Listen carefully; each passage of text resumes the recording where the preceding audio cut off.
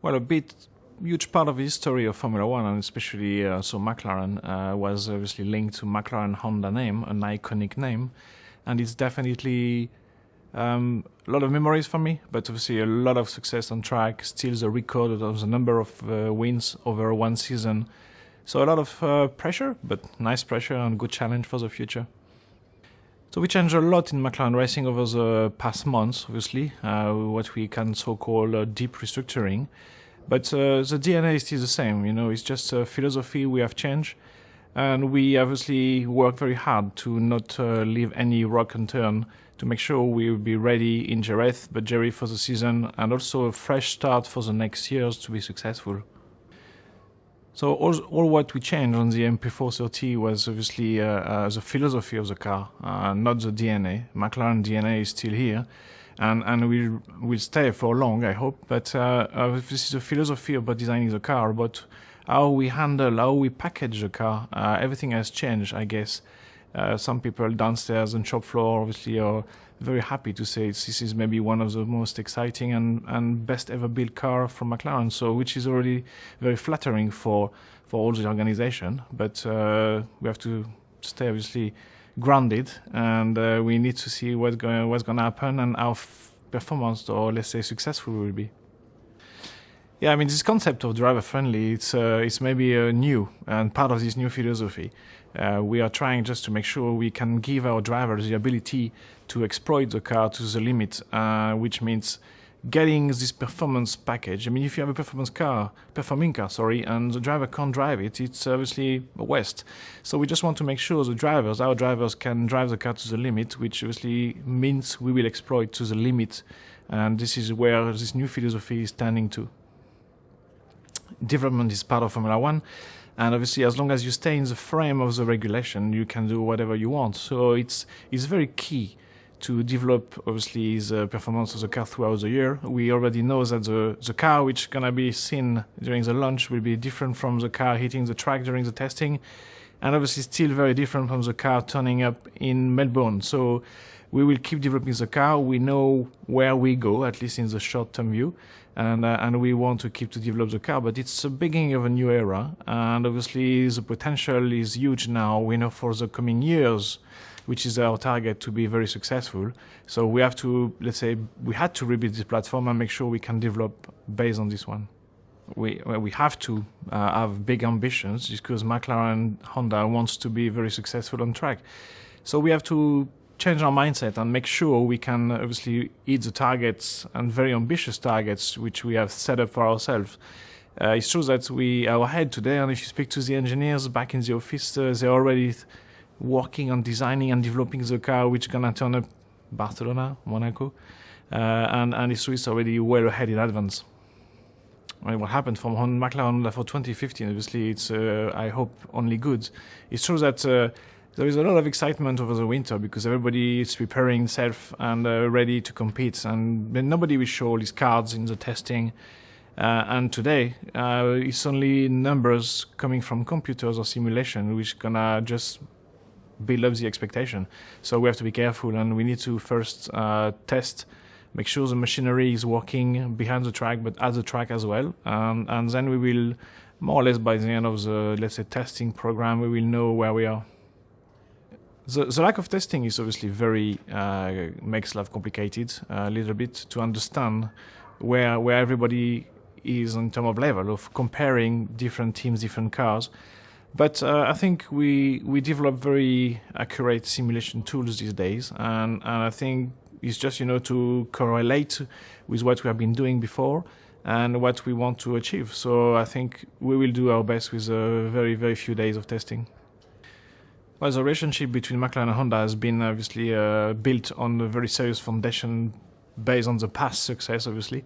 There was a lot of understanding from both cultures how to match together, click together, fix together. And it's true that what has been built is a very, very strong relationship already since day one. It has developed over the year. We send people in Japan, Japanese people send people here in MTC.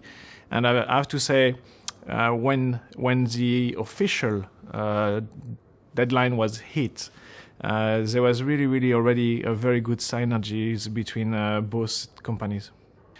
But to put McLaren-Honda back to the front of the grid, we just need to keep the commitment we have, the dedication we have, and the trust we have as well is in our human force, which is very important. We have to work hard to make sure, we will deliver on every bit the maximum. And I think the package today has a very solid foundation and good base to start to work with, and it's just now giving time and be as efficient as possible to obviously be successful as early as possible. I mean, both drivers obviously are bringing first talent and a huge experience. I mean, they are both world champions, so they know what they're talking about and they definitely know what they're driving about. And so we have to make sure we will give them the best tools, the best car, the most competitive crew, and be the best in every field, just to, let's say, feed their winner egos and make sure we can be successful all together.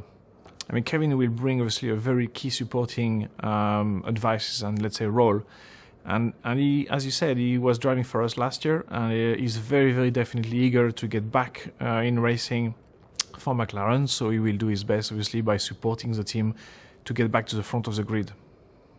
Well, a massive milestone, as you said, first will be to hit the track in Jerez. Remember a year ago, there was a lot of stories and cars not showing up on the track. So we have to be realistic. We have to be, again, down to earth. We will do our best to make sure, obviously, we do a maximum of laps, but obviously this is the first time McLaren-Honda will properly hit the track. Well, a realistic expectation for 2015, it's first to start to do our best to be competitive. You have to remember, obviously, we want to keep the momentum we have created over 2014 and especially over this winter. We have a very strong competitive field, and they have already a year of development, a year of racing with these new power units. The association, McLaren-Honda, is new. We are a year behind, we have to catch up, but definitely we will make sure we are keeping or gathering this momentum to catch up and be competitive as soon as possible. Yeah, I mean, our partners obviously are crucial for the F1 team, especially at McLaren. You can see we have a lot of partners. We have new signing partners this year, which is very important. Most important as well, it's not only stickers on the cars or on the garage walls, it's also the way they engage with us, which is part of the success story. So the more we keep them around us and being part of the life of the team, the more successful we will be. Yeah, I mean, I have a lot to say to our partner, obviously, ahead of 2015. New philosophy, new era, same DNA, so which means we have everything, all the ingredients to be successful, and we just want our partner to engage as much as they can and to adhere to this new value and this new philosophy, and we will be successful together.